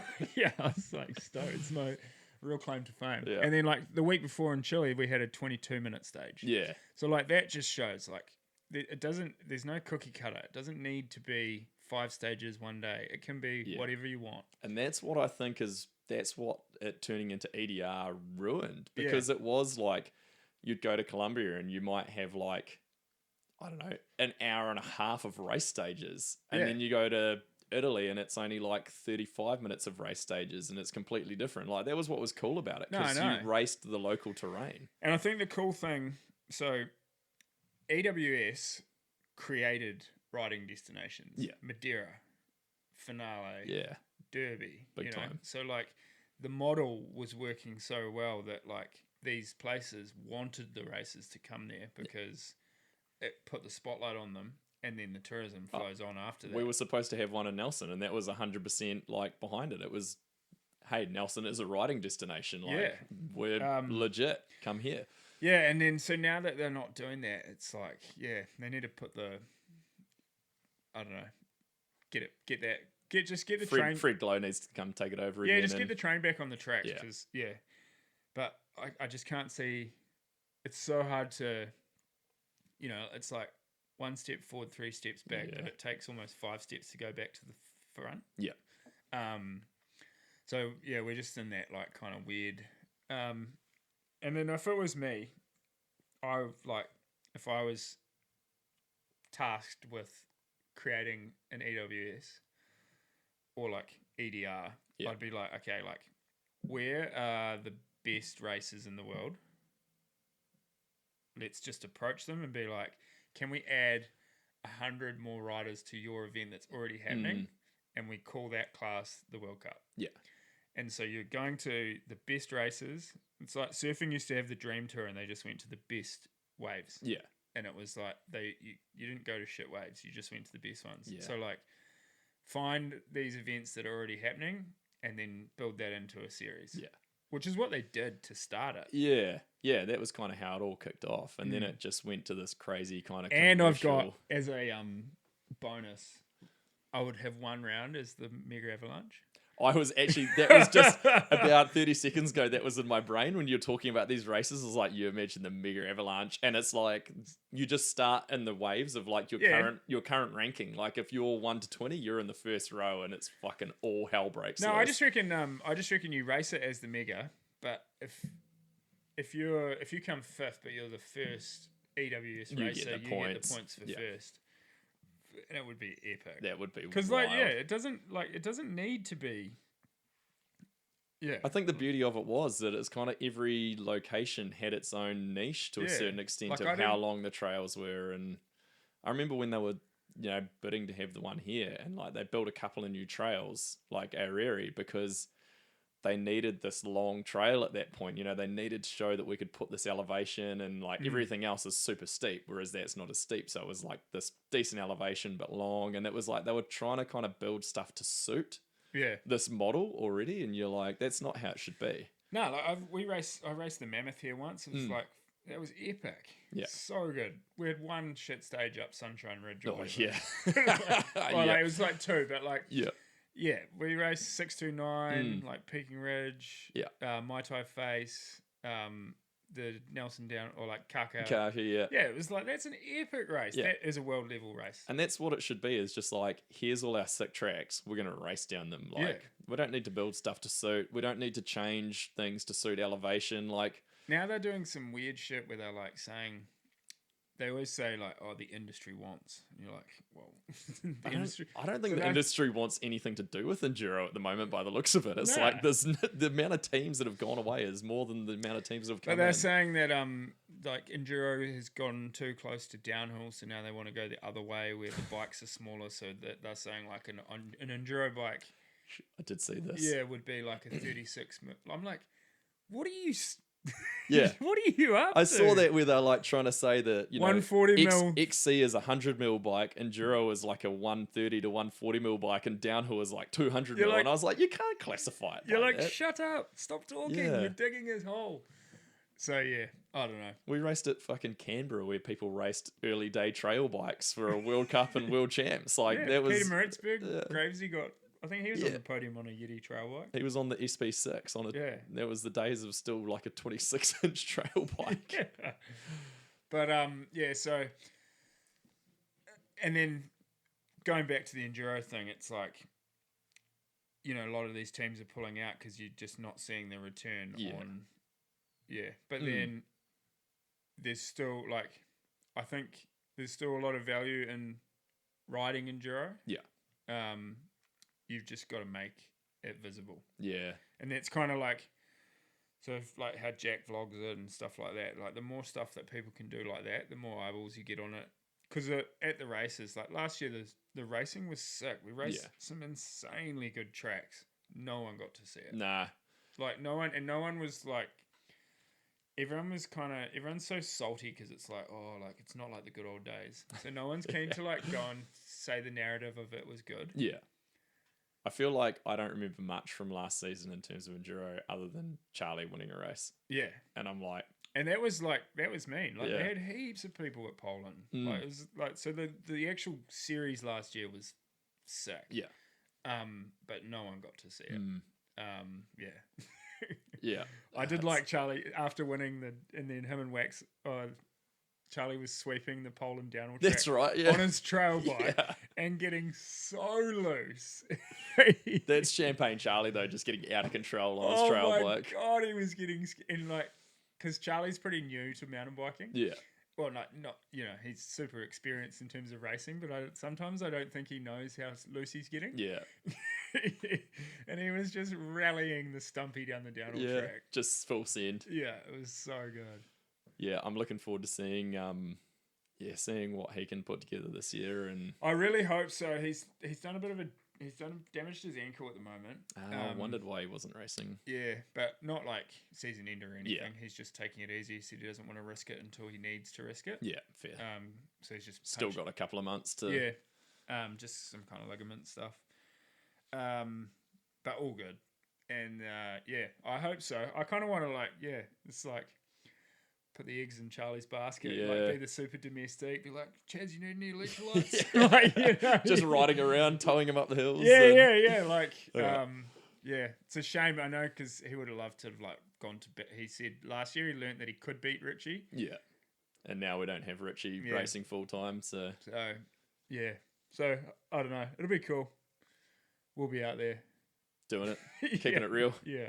Speaking of Richie, what do you reckon on him and Martin going downhill racing essentially full time? Like, it'll be interesting. Yeah. I mean, I kind of called it straight away because with the whole team thing we were talking about before, like, you'd need Richie points for them to, if they want to try and get one of those licenses. Yeah, for sure. Stoked to see Martin. Martin's just like, he was pretty over enduro. He's won a downhill World Cup before, so Yeah. come on. Yeah. I remember like, no one gave him the credit. Yeah. It was actually real poor sportsmanship from Yeah. a lot of the top boys. But it was, everyone raced in the wet that day. Like, Martin won the race. he just fucking laid it down. Like, he put a legit run in. And like, it's like they were like, oh, he's not they were like, he's not a, deserving winner. It's like, he'd race one round downhill race each year when he was on GT and win. Fort William Junior World Cup. Yeah. He'd race elite, get top 10. If you can top 10 in a World Cup and then you win a World Cup, you'll. But I just remember how people were like kind of downplaying it. Yeah, right. And I felt I was like, you're just being sore losers. Yeah. Yeah. Martin's the man. He's such a good sort. He'll have a permanent number, won't he? Yeah, I think he was 25. I saw on that list. Yeah. Permanent numbers, though. You got some thoughts on permanent numbers?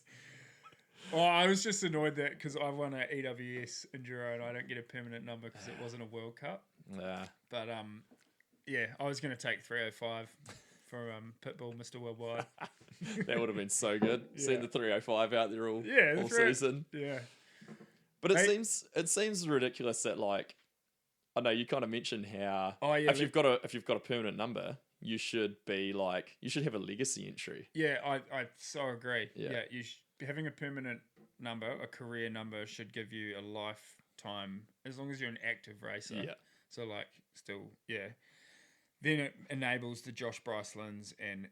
If Petey wanted to come back and race a World Cup, let him. Like, get in there. that or Sam Hill, like that's cool. Actually, interesting that number list. Greg Minnaar, like Sam Hill's nemesis through all their top years of racing, took number 13, which is Hill's number. And yeah, I just I thought didn't about that. actually think about that. Yeah, Oh. I wonder if that was a little like jab, you know, like So what did Sam Hill take? I don't, because he's not current. He didn't race last year, so I think it's only people who raced last season got to pick a permanent number. That's 'Cause- kind of stink. Yeah, because there wasn't that many permanent numbers out there.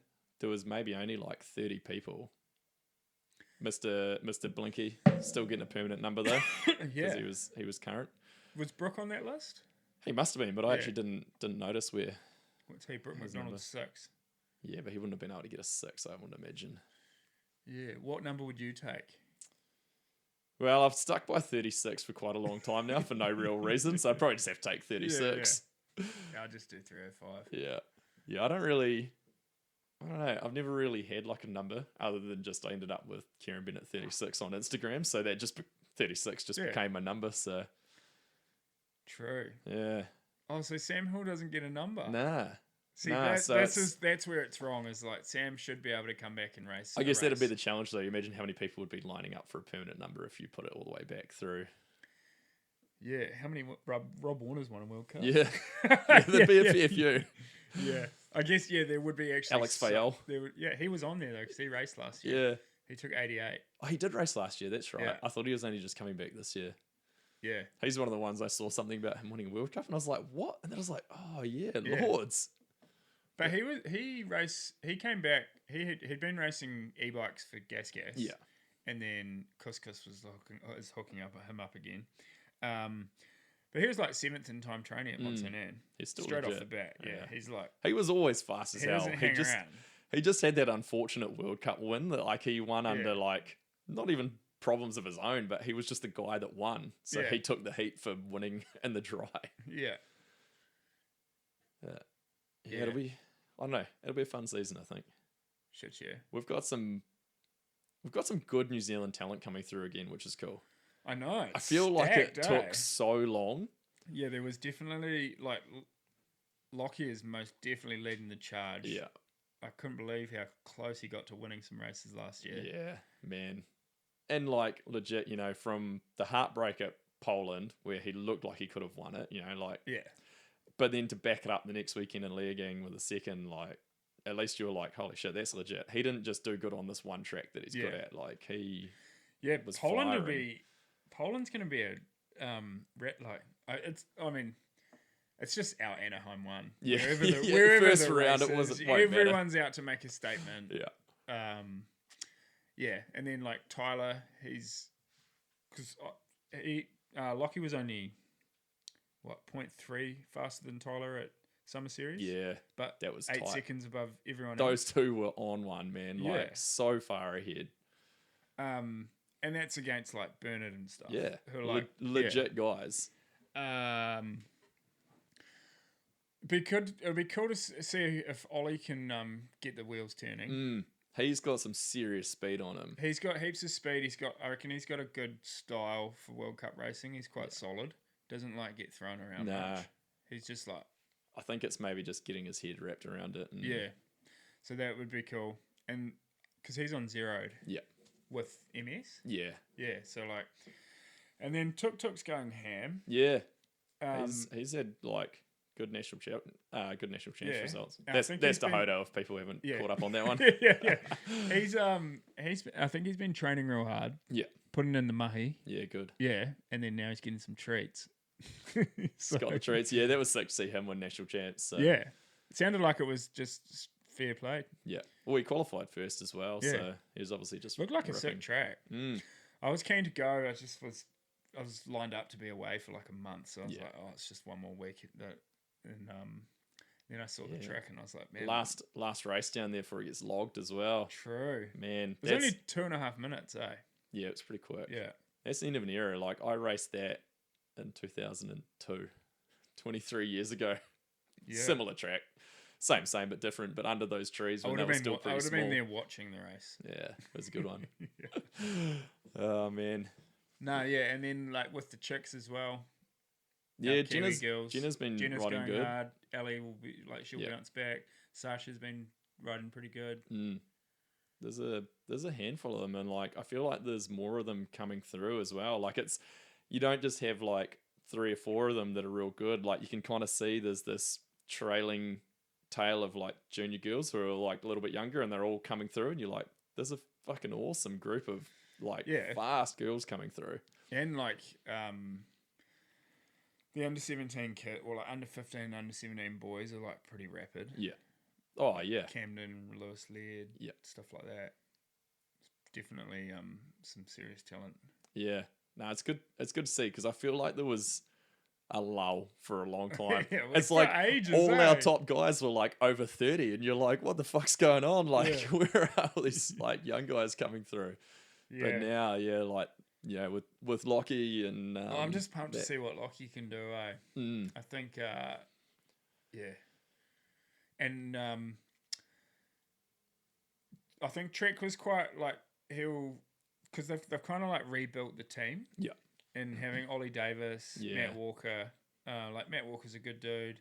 Ollie's crack up. Like the environment will be a lot more fun for like, not saying Loris is super serious, but like Loris and Reece Wilson are super serious. Yeah. The way that they approach racing. I think Lockie will be, like Ollie's one of his best mates. I think Matt Walker will be a really good, like, mature and just they're happy to race on the team. track. Yeah. It's not how you were saying you raced Blinky and raced the clock. Yeah. Like, like I think Loris races people. Yeah. Or, it's like you don't let everyone in on your secrets. Yeah. But those those three guys would be sweet as. It's just like, because it's meant like you want teammates. Yeah. Who you can share stuff with. And some teams don't have that. Yeah. That's what I'm real interested to see with Common Sail with like Loris and Emery. And I'm like, I don't know how tight they are, but like, man, it's still got to be. There's going to be some weirdness there, I imagine. For sure. And like Emery's super tight with Pom Pom. They're like that whole like team has been a team for so long, forever. And then Loris comes in, and maybe Loris is like, can you imagine how much that team is spending on salaries? Far out. Yeah, but when you don't have to pay tax in Andorra. Holy shit. They're like, all right, Loris, you're joining the team. You're opening an Andorran bank account. Oh, yeah. I would say you already had one. Yeah, I'd imagine so. Yeah. Yeah, it's going to be wild. It could make for an interesting dynamic. Like, just... it was interesting talking to, like, talking to Finn and stuff this summer. Because Specialized, they run like 2 sub teams. Yeah. So it's like everyone gets the same resources. Go with your mechanic and do what you want. Yeah. And that's how they do it. So that way, if Loic finds out a suspension setting, that's for him to know. But right. like so they're actually quite separate. It sounds like the motocross kind of style. Yeah. Like each. But and I think it works really well for those guys because they like just leave it all out. Yeah. We're doing our thing. Yeah. You guys do your thing. You can see why. But we give you the same. Yeah. It's just make with it. You've got all. Want. Yeah. You do with it what you want to do. Yeah. Yeah. And you can see why Loic and Jack are like such a tight. Bond in that aspect because they just obviously just stick their heads down and they just know what they're doing. Yeah, like they don't done. go riding they're not doing laps for like laps. They're doing testing. Yeah. Yeah, there's no fun downhill runs. Yeah. Which is actually another good point. You know how Ken Roxon came out and said that he would like to race a World Cup? Or I don't even think he said it. He was just kind of talking about wanting to race mountain bikes, I think, kind of post career. Ran with it. Yeah. Course. But I was like, you know what? There's only probably 6 or 7 guys in mountain biking who train like a motocross rider in the sense that like every session is testing. Yeah. Everything's logged. Like yeah. So coming in from that, he would approach mountain bike racing so much at the highest level that our highest level guys do it. Yeah. And there's not many of them doing it like that. So like it wouldn't surprise me if he actually like was able to like get going quick. Pretty legit, yeah. Pretty fast because of the way that he like approaches it. Because like they go to the test track and they do laps. Everything has a metric. It's like do a lap on this setting, do a lap on this setting, do a lap on this setting. Yeah. not everyone's doing that in downhill. No. But the top guys are.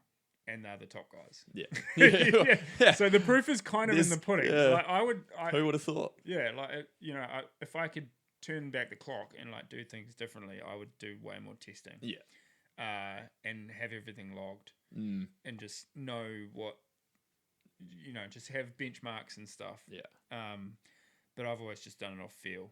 And that's worked fine. But if I could go back, I would do it differently. It would be so interesting to just like be able to see that play out. Yeah, because being able to look into the future, that's how you can only maximize your skills to a certain level. Yeah, but there's time you can find it in every little piece of what you're doing. Big time. So and that might take years to be able to like uncover or like to get onto every page. Yeah. Even it's down to like tires and inserts and rims, and it's just like we're training. We talked about it with Win, and we were laughing because Loris has like 8 different sets of wheels, but it's like because he's got all these different like set up for different compliances and trying different things, and you're like, I think from a mountain bike's perspective, you're just like that's ridiculous, but it's what they do on dirt bikes. They change like engine mounts, and they're like, I can feel that. That's totally screwed the cornering, and you're just like. And like when you're spokes, when you do run like I've got carbon wheels, carbon frame, 40s. Yeah.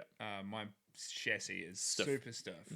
But if you back off the spoke tensions, the compliance and the bike rides way different. Yeah, big time. So yeah, being able to like spend time and figure those things out, rather than just like slapping on the parts. And I think that's something. But that's just like. Yeah, that's the only thing I reckon it would be if you could wind back the clock, it would be cool to approach it a little bit differently. I think that's something that, I mean, the sport's so European, right? Like everywhere is basically based in Europe now. So it's when you've got someone like Bruni who's got his mechanic with him, who's all season. They also live in the same place, and it's like they go testing. Like everyone comes back to New Zealand. You don't see your team for 6 months or whatever, and you're just out here with your clapped out bike because you've done 800 laps of Skyline, and it's like, it's a bit of a different feel, but it's like you could definitely make it work. Whether you had like someone local to help with it or whatever. It's like, if you went to it, it would be super interesting, and you just get such a good understanding of like what works for you. Yeah, but you can find tenths of a second everywhere, and that can be from aero. Yeah. There's time. Remember when Trek had them in the wind tunnel before Canberra? They had full dished wheels and stuff. Yeah, there's time everywhere. It's just, it takes so much time to find that time. Yeah, it would be a full-time job. Like you'd be working on it constantly. But that is why those guys are so good. Yeah, 100%. Because they're getting like free time. Yeah.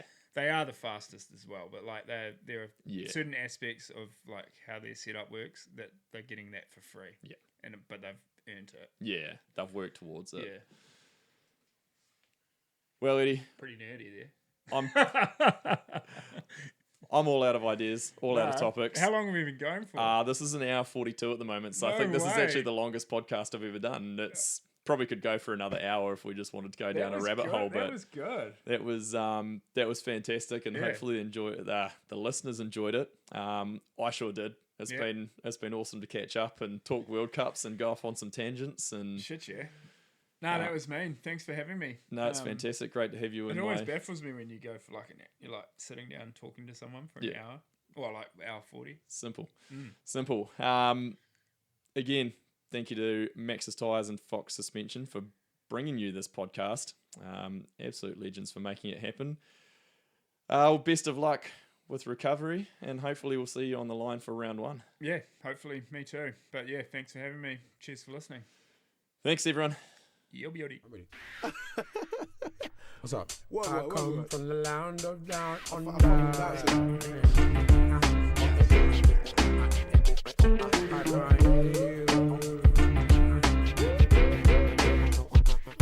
I can't hear you.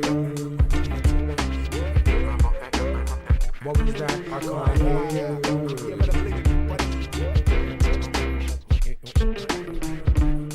I let it be be like John Lennon, the anti-serum that you don't get for poisonous venom. Read the label carefully, I'm only here for the show.